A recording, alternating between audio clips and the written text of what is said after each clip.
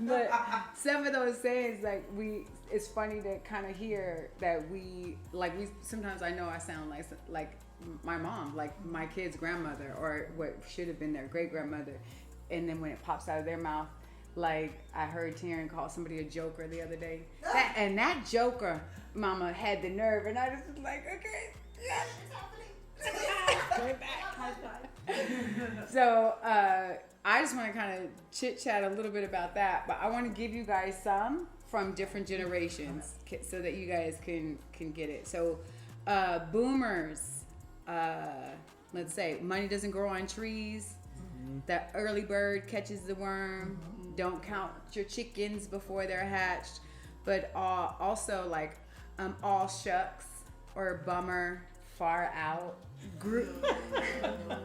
Can you dig it? It's a gas. Groovy.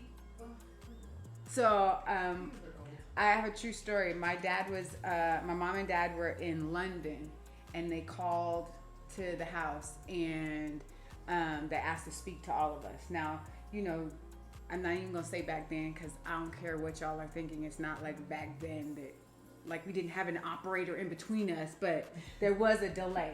You knew it was a long distance call because you could. It kind of sounded a little staticky or a little bit. Yeah. But this is when we had landlines. Landlines for you folks. That means there was a cord on the phone, right? and my dad would call, and he would say like, how's school? What's going on? Blah blah.